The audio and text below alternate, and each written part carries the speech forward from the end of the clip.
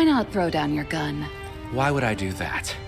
I'm sure you're clever enough to put 2 and 2 together. Yes, the demon hero is a succubus. I have no objection to making love to you if it helps pass the time. I don't think so. Say another motherfucking word and this shit is over. And I ain't playing, nigga. Welcome everyone to my humble abode. Grab a drink, make sure it's cold. We're talking about anime, new and old. Ladies and gentlemen, welcome to my anime lounge.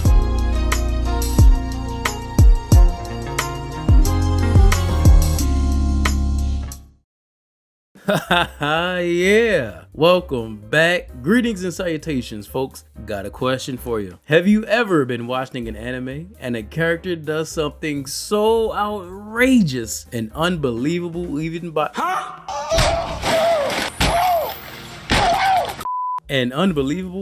the standards and rules of their world, it leaves you going, now how did they do that? Well, I'm right there with you. And that is why, ladies and lads, I would like to welcome you all again to That's So Anime, the game show where we go over some of the most anime moments in anime. Moments that shouldn't even be possible in their own show. I'm your host, Funny Smells, and if you're as excited as I am to see some of these insane feats of logic defiance, then please begin by hitting that like button. Push the goddamn button. Hit that subscribe button and join the audience and enjoy talking anime. Join us, chill with us, laugh with us. Now let's get into the entries.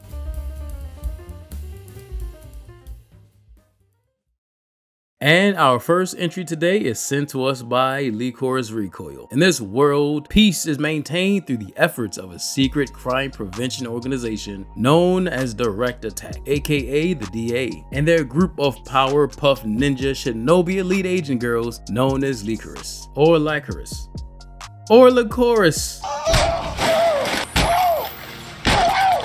More importantly, the strongest of these agents are kind-hearted, charismatic Chisato. How strong do you ask? This show would only be one episode if she wanted it to be. However, being a pacifist allows for this show to happen. And so now we have the star of our entries, the Joker to her Batman, with the green hair to match, Majima.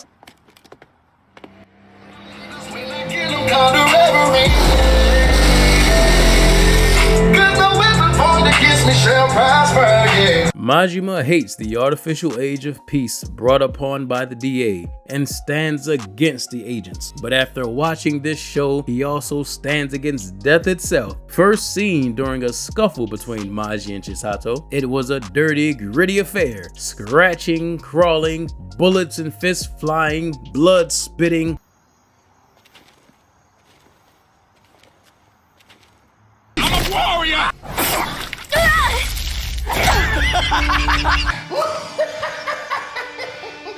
But it all comes to a head when someone reaches into the inventory and pulls out a fucking RPG and just...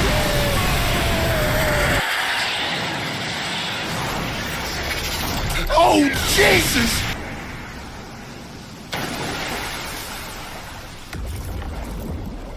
And he's perfectly fine. I know it didn't make any sense. Point blank range rocket launcher car explosion is just another day in the office. He said, "Death shall not hath me this day nor the next," but not for lack of trying. Since our final confrontation between our passive heroine and chaotic crusader, we find ourselves atop this skyscraper-like structure and again find themselves in a nasty scrap. The threat of explosives being detonated reaches its final minute, and after attempting to push Chisato back to her old ruthless ways, as the weight of their battle finally breaks through the glass structure, we see them both begin to plummet to their apparent demise. Chisato gets saved by her partner.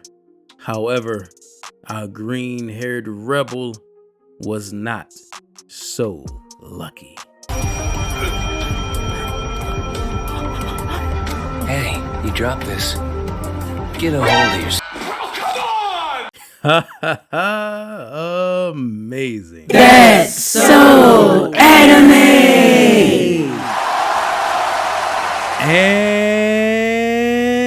And our Our next clip comes in from High Card, a world where a deck of supernatural cards gifts its users unique powers. The High Card group is tasked with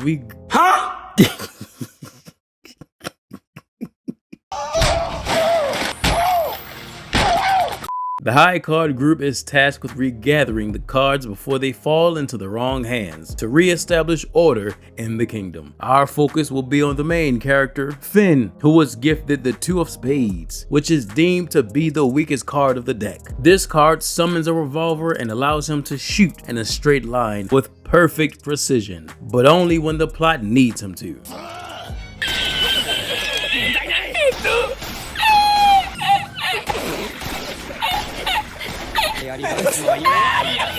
Which brings us to Finn's brother-in-arms, Chris. You see, Chris has a problem. When he was younger, he was gravely injured in an explosion. With the outcome looking bleak, his father, who was a member of High Card, was going to use the playing cards to bring Chris back to health. However, the use of playing cards for personal use was strictly forbidden. Chris が死んじまう。受け入れろ。この手で間違いを正すまでだ。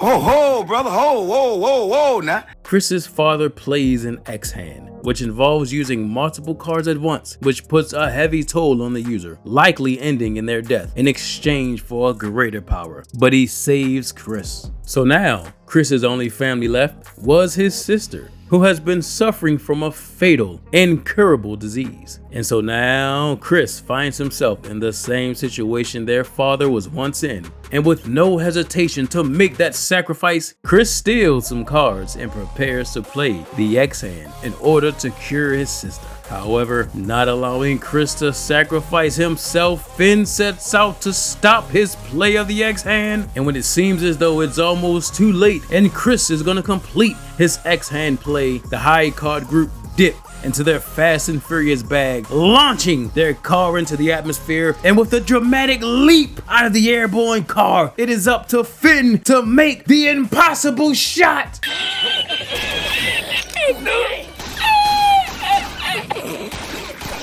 Only one shot. Can he do it?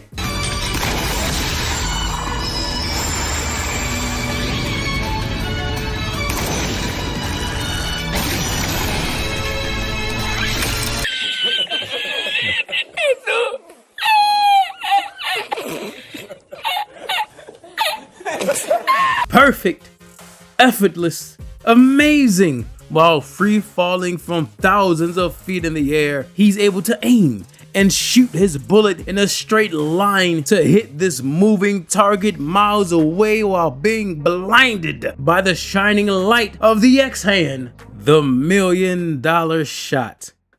Amazing. That's so anime. All right, it's time for an anime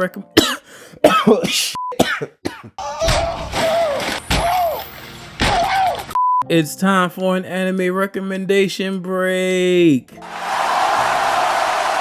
It's a spot in the video where I throw out a random show I've seen that I would recommend people to check out if it sounds appealing to them. And so this anime recommendation break is brought to you by Trillion Game. This one was a surprise for me. Two old schoolmates decide to start up a business with only one goal in mind, and that's to earn $1 trillion. Haru is the outspoken, persuasive speaker. He makes the connections and grabs the attention of potential investors. He's damn near the ultimate con artist.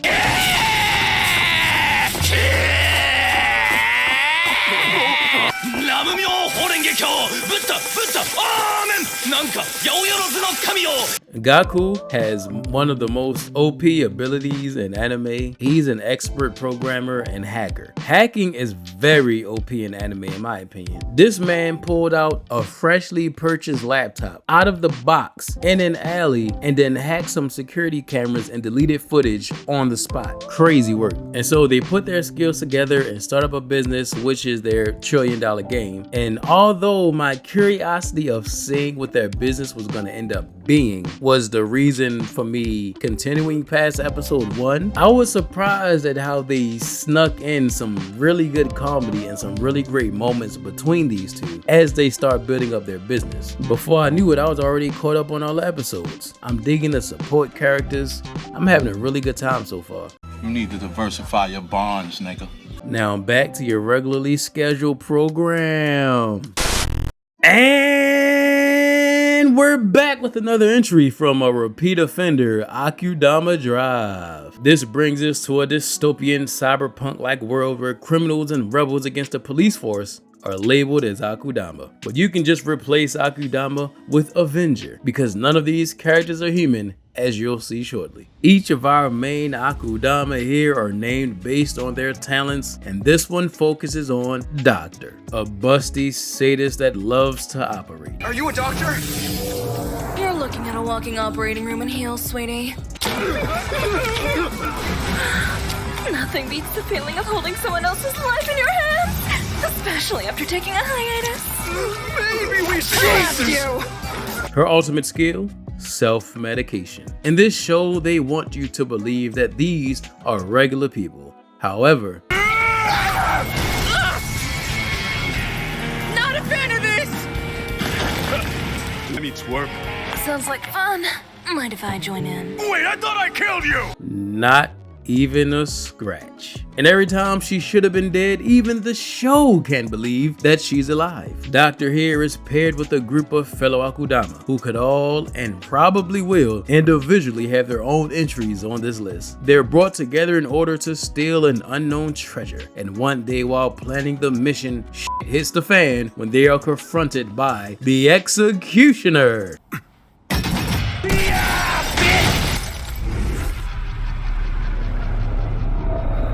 I have come here to chew bubblegum and kick ass. And I'm all out of bubblegum. The Executioner's goal. The Executioner's one goal is to, you guessed it, execute the Akudama. And they are very good at their job, with the only thing getting in their way is plot. During an insane scuffle between the Akudama and Executioner, we see this happen.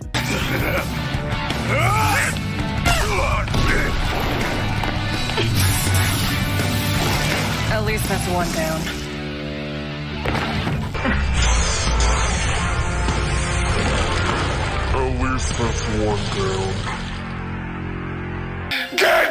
With a swift lightsaber slash, Doctor loses her hand and her throat, and ultimately her life. And as the battle concludes with the room being blown apart, allowing the Akudama to miraculously make their escape, I'm alive. Somehow. I'm in one piece. It's a relief to see that none of you died back there. It's a relief to see that none of you died back there. It's a relief to see that none of you died back there. Agreed. Oh, come on! Wait, how the hell did you survive? incredible! Not only was she able to deep throat a laser knife, lose an entire hand, but somehow amidst the exploding room was not only able to escape, but sew her hand and neck back on with no problem and pop back up as if nothing ever happened. I know it didn't make any sense. And it doesn't stop there, folks, because her ability to self-repair is so beyond logic that we see this happen. It's the end of the road. Nah, just your exit. Stitch that up. Kids! Regeneration, huh? Guess it'll take more than that to kill him. Doctor? What happened to your stomach? No, I just had to stitch myself back together. Are you crazy? Amazing. That's so anime. And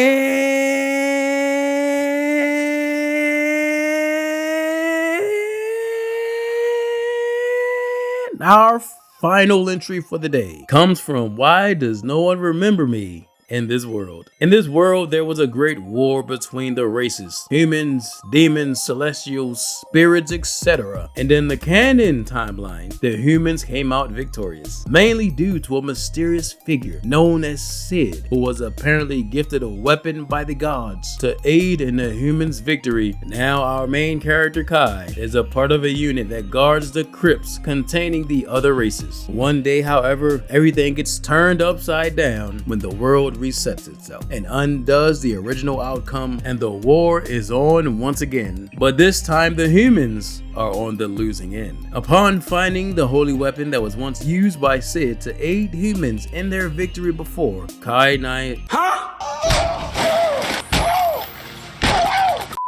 now steps forward as the secret weapon to hopefully make history repeats itself and bring the humans to victory once more. In order to do this, however, they must defeat the leaders of the other races. And first up is possibly the most dangerous one, the Demon Lord Vanessa.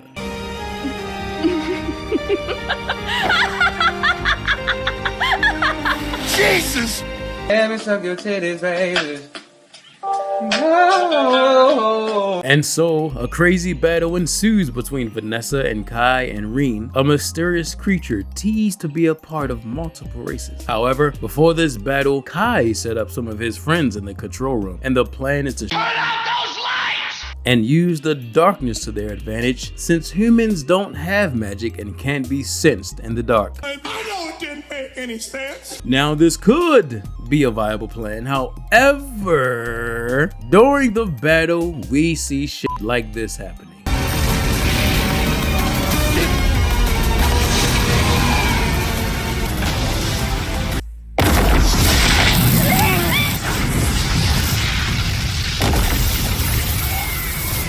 Our sexy succubus Vanessa has demolished the structure of this building, and now we have a beautifully moonlit finale-like battle with our protagonist against the ropes. Vanessa's power is proving to be too much, and then it happens.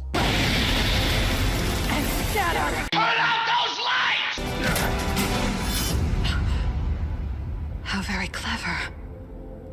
Humans don't have magic abilities, so I can't sense them in the dark. However... Hey man, it is not that fucking dark in there right now. And then, how did you get snuck up on when you're not even in the dark area that's completely dark? You're in the most lit spot, and he still manages to somehow sneak past all of this outside moonlight and surprise you. Wow, folks, even with the walls and roof gone, them basically being outside at this point, with a quick flick of the switch, it goes completely bitch. Huh?